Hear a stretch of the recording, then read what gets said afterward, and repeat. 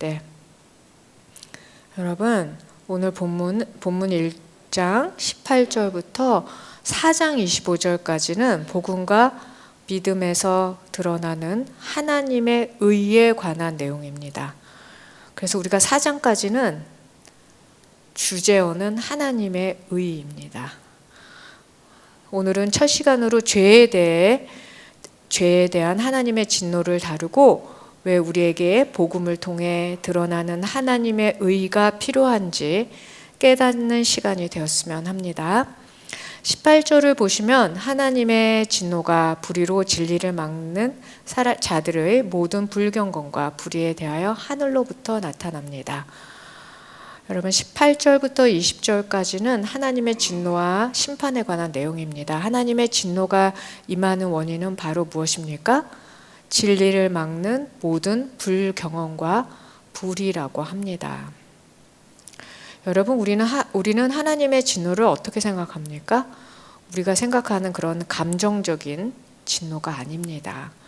하나님의 공의로운 속성을 설명해 주는 단어로 정말 이성적이고 너무나 정당한 하나님의 반응을 말하는 것입니다. 불경건의 헬라어 원어는 예배하지 않는다는 의미입니다. 불경건의 원어는 예배하지 않는 것입니다. 하나님을 예배하지 않는 사람은 우상을 그 자리에 놓게 됩니다. 깔뱅에 따르면 인간 안에 하나님이 종교의 씨앗을 심어 두었기 때문에 인간은 하나님을 예배하지 않으면 우상을 만들어서라도 예배한다고 합니다. 하나님을 예배하지 않은 불경건으로 인해서 파생되는 모든 그릇된 삶의 그 빗나간 그 죄된 모습을 우리가 불이라고 할 수 있습니다. 예배하지 않는 것으로 인하여 파생되는 모든 죄에 대해 하나님의 진노가 어디서부터 옵니까? 하늘로부터, 하늘 보좌로부터 임한다는 이야기입니다.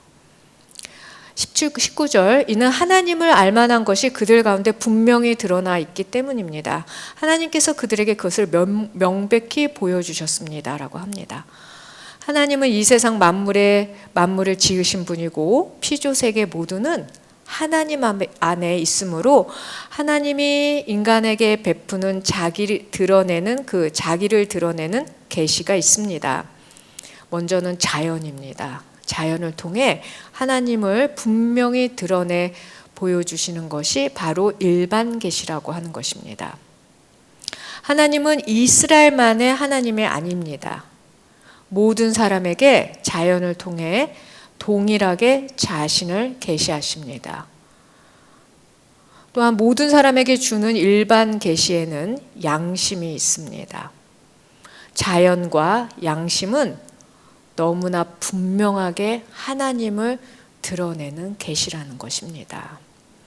우리가 자연에 대해서는 너무 잘 알기 때문에 잠언 20장 27절에 대해서 양심에 대한 얘기인데 한번 읽어보겠습니다. 같이 읽어보겠습니다. 여호와께서는 등불처럼 사람의 영혼을 비추시나니 사람의 마음속 깊은 곳같이 샅샅이 살피신다. 네, 그래서 우리에게 양심을 주시는 것입니다. 오늘 본문에서 바울이 언급하는 하나님의 진노는 이방인들에 관한 것입니다. 로마서가 로마에 있는 이방인들에게 보낸 편지이기 때문입니다. 그래서 이방인들 가운데 어떤 하나님의 진노가 임하는 것인지에 관한 이야기입니다. 그래서 바울은 여기서 그들에게라고 합니다. 이 그들이 3인칭 복수인데 이것이 바로 이방인들을 가리키는 것입니다. 20절에 보면 세상이 창조된 이후로 하나님의 보이지 않는 것들, 곧 그분의 영원하신 능력과 신성이 그분이 만드신 만물을 통해 명백히 보여 알게 되므로 그들은 변명할 수 없다고 됩니다. 하나님은 창조 세계의 자연을 통해 인간에게 보이지 않는 하나님을 알 수 있게 했다고 하는 것입니다. 여러분, 우주의 조화와 질서 속에서 창조주 하나님의 그 영원하신 능력과 신성에 대한 경외심을 가지게 된다는 것을 바울은 확신했습니다. 여러분, 지금 우주나 이런 자연계에 대한 많은 과학적인 연구에서 규칙을 발견하잖아요. 그렇죠? 네. 여러분, 그럼 우리가 모두가 하나님의 창조의 그런 질서를 생각하지 않고 우주의 질서가 우연의 일치라고 말할 수 없습니다. 그렇죠? 여러분, 우리가 세상 가운데서도 어떤 계절의 질서도 있고 공정과 자전이 있는데 그런 것들이 과연 우연히 다 그렇게 세팅이 됐을까요? 그게 더 불가능한 것 같습니다. 제 생각입니다. 네. 장차 마지막에 심판을 받을 때 나는 하나님을 몰라서 믿지 않았습니다. 라고 변명할 수 없다는 것입니다. 또는 저는 기회가 없어서 구원을 받지 못했습니다. 라는 꼭 말할 수 있는 사람은 아무도 없다는 것입니다. 21절에 그들은 하나님을 알면서도 하나님을 영화롭게 하지도 않고 감사하지도 않았습니다. 오히려 그들의 생각이 허망해졌고 그들의 어리석은 마음은 어두워졌습니다. 라고 되어 있습니다. 이제 우상숭배의 죄를 21절부터 다루고 있습니다. 경배 대상을 하나님에서 우상으로 바꾼 종교적인 타락을 지적하고 있습니다. 여러분, 단지 하나님의 존재를 알기만 해서는 안 된다는 것입니다. 감사와 찬양으로 하나님을 경외하고 언약과 율법과 말씀을 준행해야 한다는 것입니다. 즉 믿음의 행위로 나아가는 순종이 필요하다는 것입니다. 에베소서 4장 13절을 같이 읽어보겠습니다. 우리는 모두 하나님의 아들을 믿는 것과 아는 지식에 하나가 돼 온전한 사람을 이루어 그리스도께서 충만하신 정도에까지 도달해야 합니다. 네, 하나님의 아들을 믿는 것과 아는 지식에 하나가 되어야 하는 것입니다. 여기서 믿다는 그냥 존재가 있다고 믿는 게 아니라 전적인 의지를 하는 그 의미를 같이 갖고 있습니다. 또 예레미야 9장 24절도 읽어보겠습니다. 자랑하는 사람은 오직 이것을 자랑하게 하라. 곧 그가 나를 깨달아 내가 이 땅의 인애와 정의와 의로움을 행하는 여호와임을 아는 것을 자랑하게 하라. 이것들을 내가 기뻐한다. 여호와의 말이다. 네, 하나님이 이 세상 가운데 인애와 정의와 의로움을 행하는 여호와임을 아는 것을 사람들이 입으로 자랑. 여러분, 이게 자랑하다가 할렐이라고 해서 할렐루야 할 때 그 찬양하다랑 같은 원어를 씁니다. 바로 찬양하는 그것을 하나님이 기뻐하신다는 것입니다. 아멘.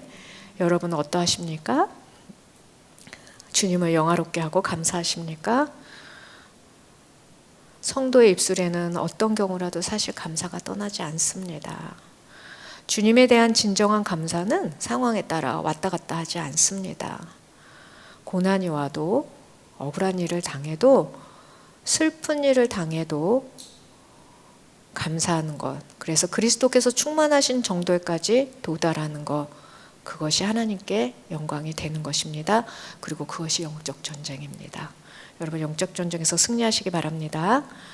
하나님께 영광도 되지 않고 감사도 없는 사람은 어떻게 될까요? 우리가 22절에서부터 그 내용이 나와 있습니다. 22절을 보면 그들은 스스로 지혜롭다고 하지만 미련하게 돼. 여러분, 우리가 죄의 종으로 살 때는 영적인 눈과 귀가 가려집니다. 혹은 인간 깊숙이 있는 죄성으로 스스로는 지혜롭고 옳다고 여기지만 그런 사람들의 특징은 하나님 자리에 자기가 가서 앉습니다.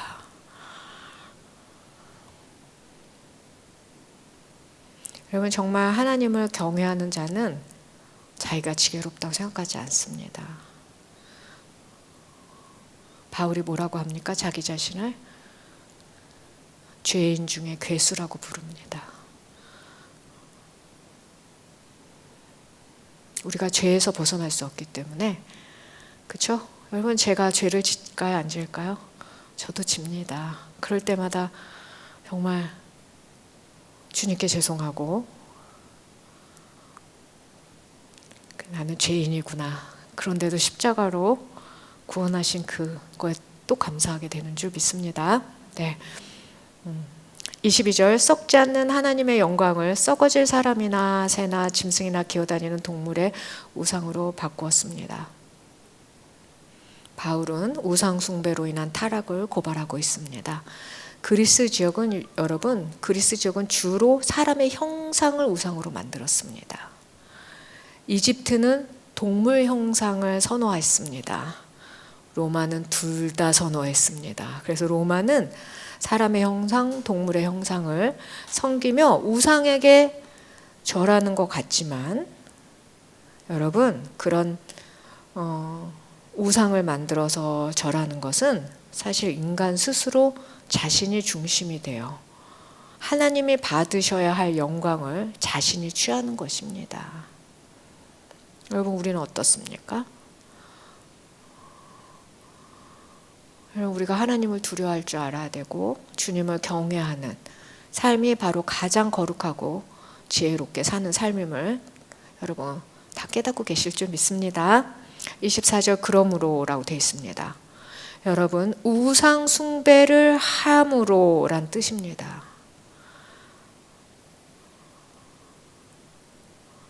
그러므로 하나님께서는 그들이 마음의 정욕대로 살도록 더러움에 내버려 두시니 그들은 사람의 몸을 욕되게 했습니다. 바울은 우상 숭배로 인한 타락에 대해서 이제부터 언급할 것입니다. 24절에서 27절까지는 성적인 타락, 그리고 28절에서 31절은 윤리적이고 도덕적인 타락에 관한 이야기입니다. 그러므로 우상 숭배로 인해 타락함으로 그런 뜻입니다. 여러분, 오늘 24절에 내버려 두다가 있지만 24절, 26절, 28절에 내버려 두다가 3번 나옵니다.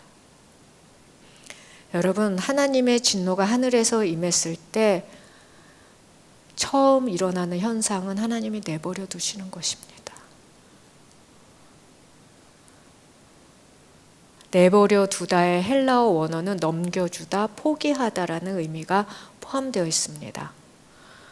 24절에서는 더러움에 내버려 두시고 26절에서는 수치스러운 정욕에 내버려 두시고 그리고 28절에는 타락한 마음대로 내버려 두십니다. 이렇게 해서 3번 나옵니다.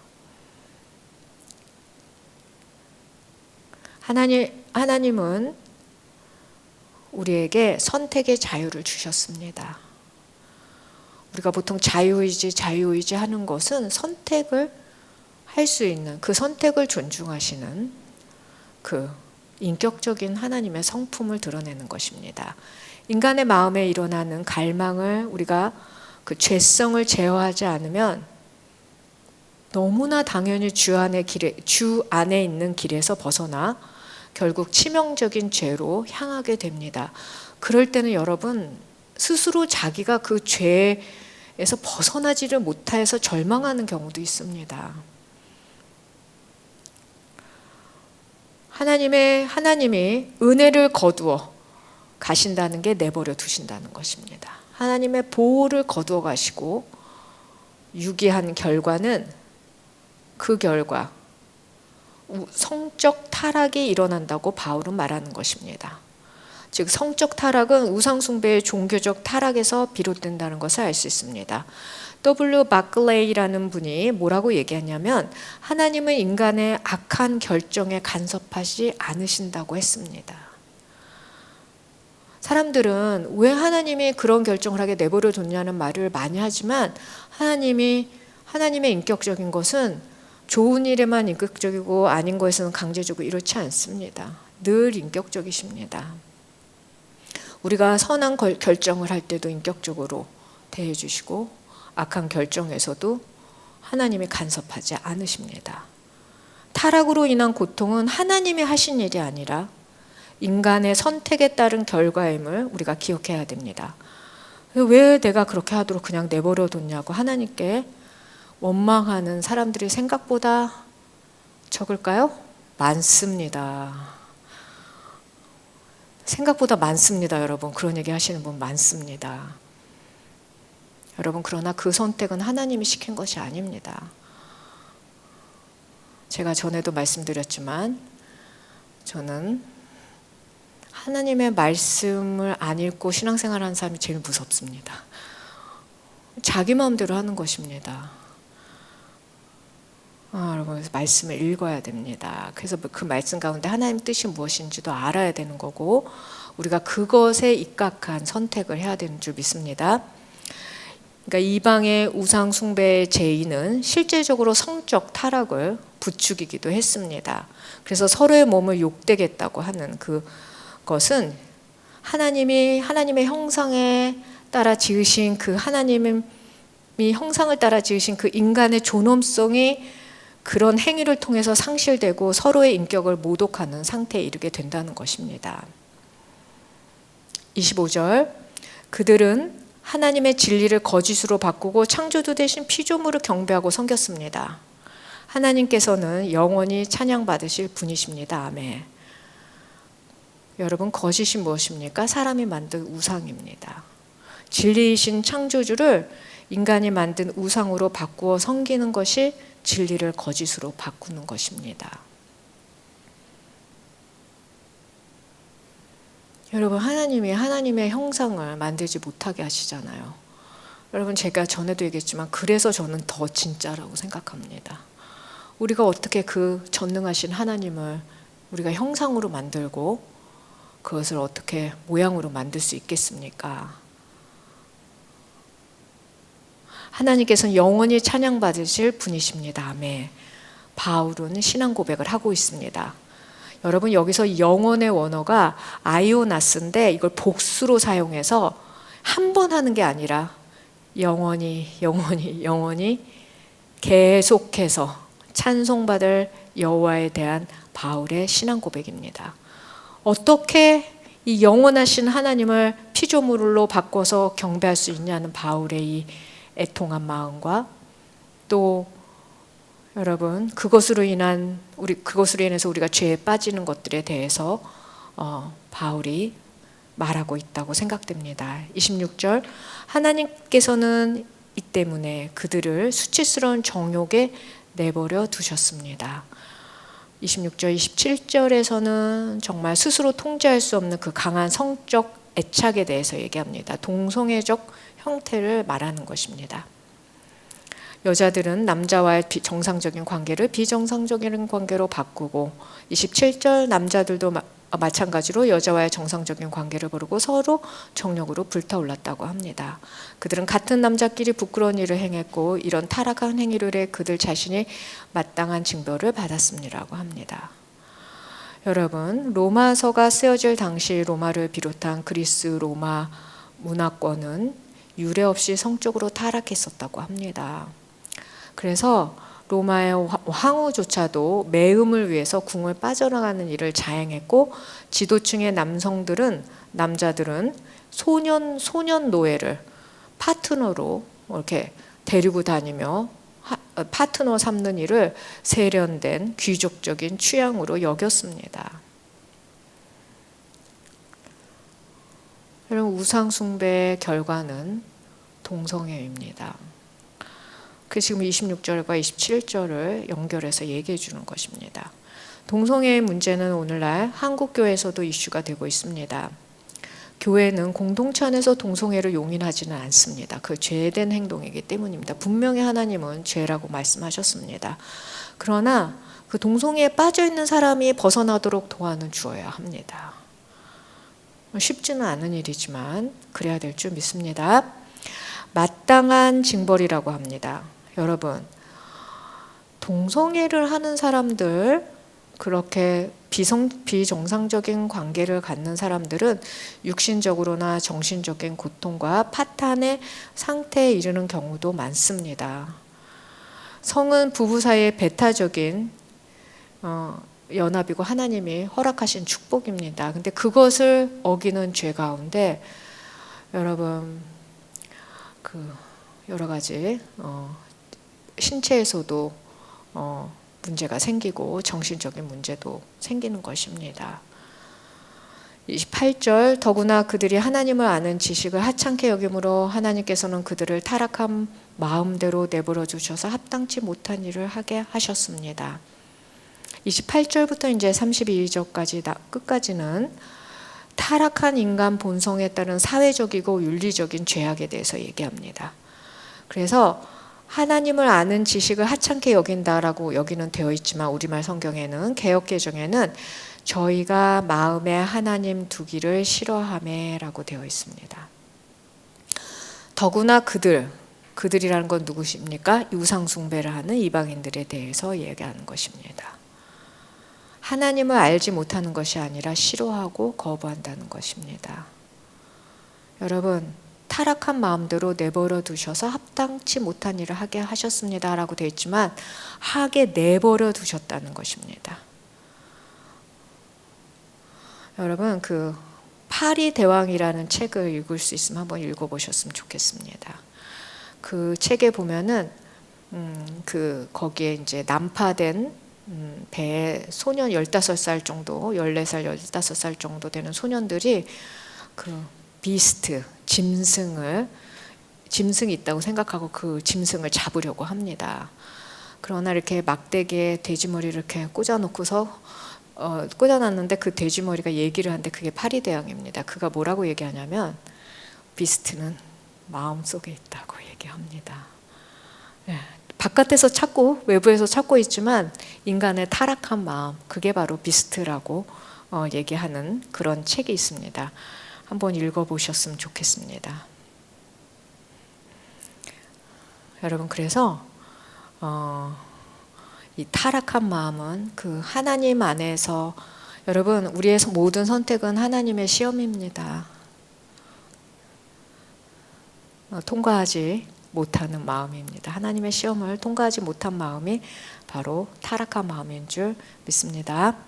29절, 그들은 온갖 불의와 악행과 탐욕과 악의로 가득 차 있으며 질투와 살인과 다툼과 사기와 악독으로 가득 차 있습니다. 그들은 수군거리를 좋아하고 라고 합니다. 29절부터 31절까지는 타락한 마음을 가진 우상 숭배하는 이방인들을 하나님이 마음대로 내버려 두었을 때 저지르는 21가지 죄악에 대해서 쭉 바울이 나열을 합니다. 온갖 불의, 악행, 탐욕, 악의는 내면의 죄입니다. 또한 질투, 살인, 다툼, 시기, 악독, 수군거림, 그리고 30절에 헐뜯는 것은 관계와 언어의 죄를 나열하고 있습니다. 여러분 세고 계시죠? 나는 어디에 해당되는지. 네. 그리고 30절, 서로 헛듣고 하나님을 미워하고 건방지고 교만하고 라고 되어 있습니다. 그래서 하나님을 미워하고 건방지고 교만하고 자랑하고 악한 일을 궁리하고 부모를 거역하는 죄까지는 교만과 권위를 파괴하는 죄입니다. 여러분, 잠언 16장 18절을 같이 읽어보겠습니다. 교만에는 멸망이 따르고 거만에는 몰락이 따른다. 네, 그러면 정말 우리가 하나님 앞에 겸손해야 됩니다. 교만은 죄악의 극치를 보여줍니다. 31절, 어리석고 신의가 없고 인정도 없고 무자비한 자라고 합니다.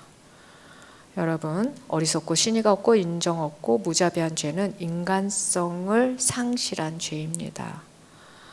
여러분, 또한 신의가 없다는 말을 마틴 루터는 불성실한 자라고 했습니다.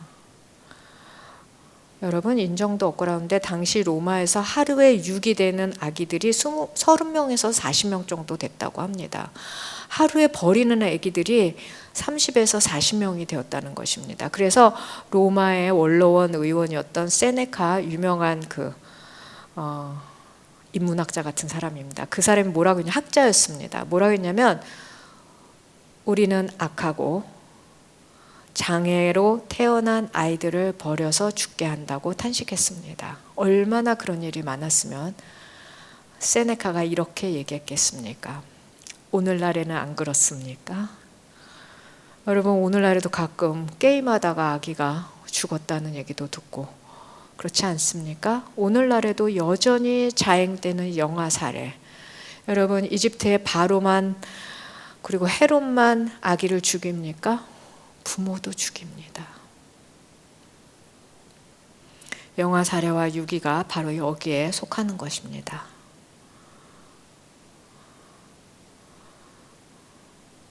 32절, 그들은 이와 같은 일을 행하는 자가 죽어 마땅하다는 하나님의 법규를 알면서도 그런 짓을 계속할 뿐만 아니라 그렇게 행하는 자들을 옳다고 합니다.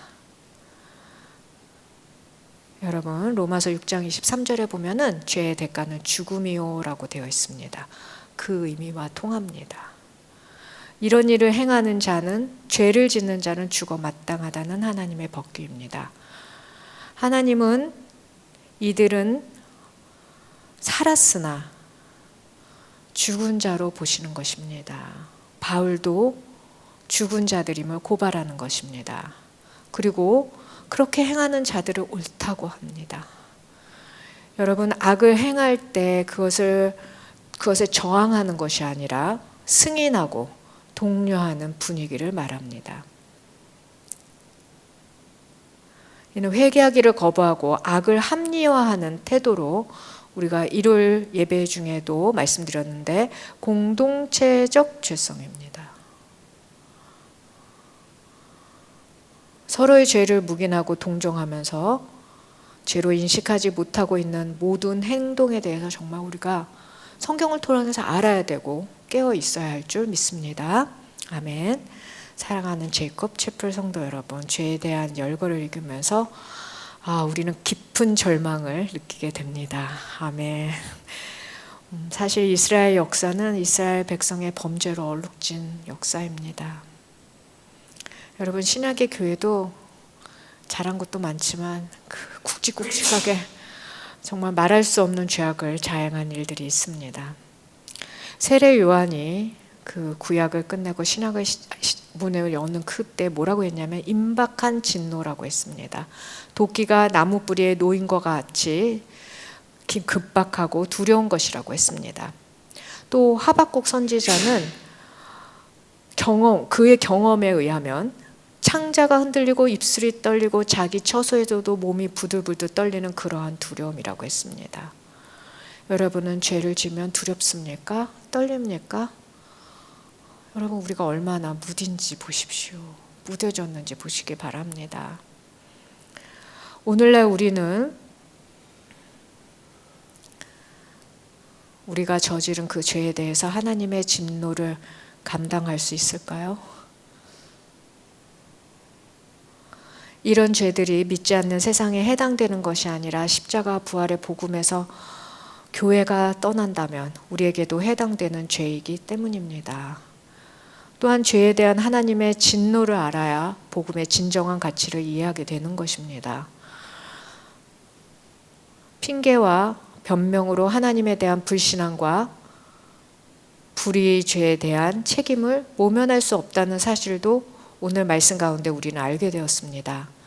남 탓을 하는 핑계 그리고 구실은 타락한 인간의 본능적이고 특징적인 모습이지만 그 모습으로 하나님의 심판 앞에 서면은 본능적으로 변명을 할 수 없게 될 것입니다.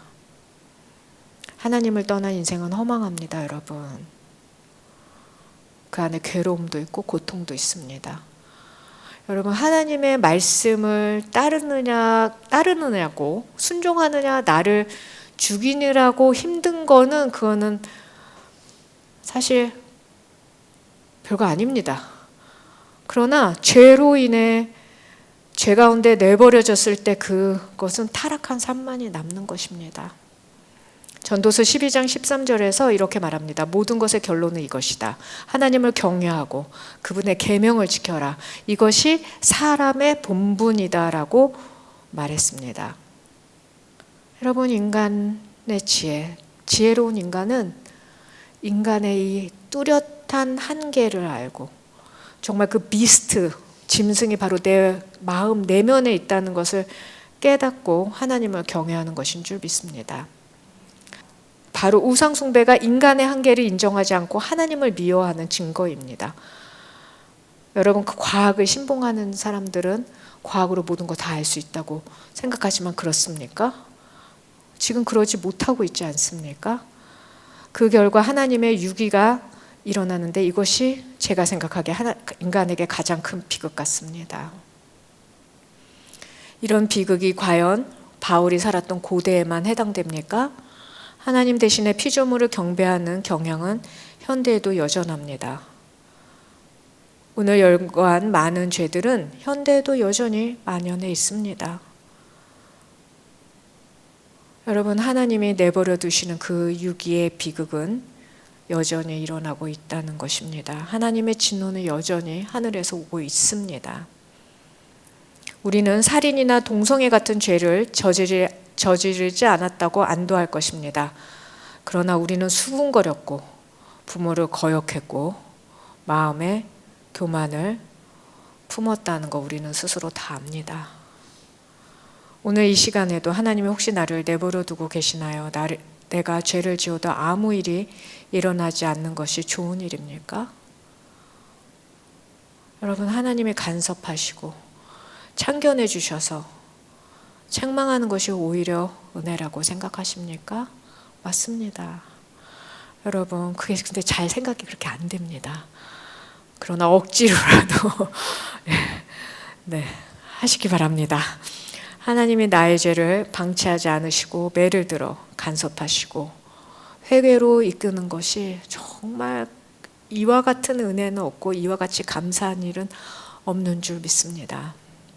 제이콥 채플 성도 여러분, 우리가 동성애를 미화하고 성적인 순결이 무너지고 오히려 아름답게 묘사하는 이 시대, 또한 돈과 권력을 쟁취하기 위해 사회적 약자를 외면한 이 시대에 살지만 그럼에도 우리는 십자가의 은혜를 붙잡아야 될 줄 믿습니다. 어떤 상황에도 하나님을 경외하고 하나님께서 나를 포기하지 않으심을 감사하는 거룩한 성도로 세워지길 진심으로 축복합니다. 아멘. 기도하시겠습니다. 거룩하신 하나님, 우리는 참으로 어리석어서 주님이 이끄시는 그 삶을 거부하고 싫어합니다. 우리가 어리석어서 그렇습니다. 죄의 종으로, 사단의 종으로 살아가는 그 삶을 더 좋아합니다. 주님, 우리를 용서해 주십시오. 주님, 우리가 우리의 마음을 돌이켜 주님을 향합니다.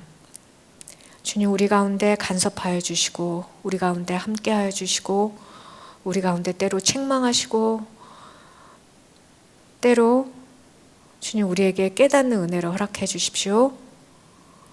주님, 그것이 진리 가운데 우리가 자유하는 길이고 우리가 진정으로 평안과 기쁨을 누릴 수 있는 길인 줄 믿습니다.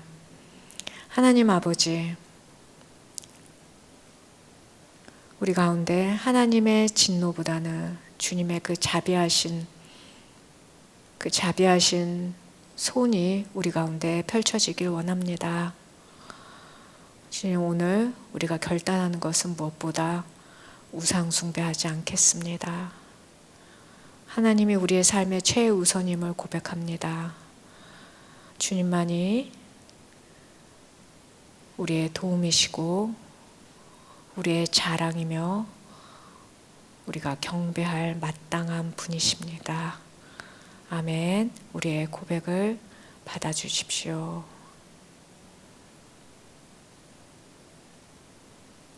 오직 십자가와 부활 가운데 우리가 하나님의 진노를 피해 하나님 나라의 백성과 하나님의 자녀로 살 줄 믿습니다. 그리고 그런 삶을 허락해 주셔서 감사합니다. 예수님 이름으로 기도합니다. 아멘.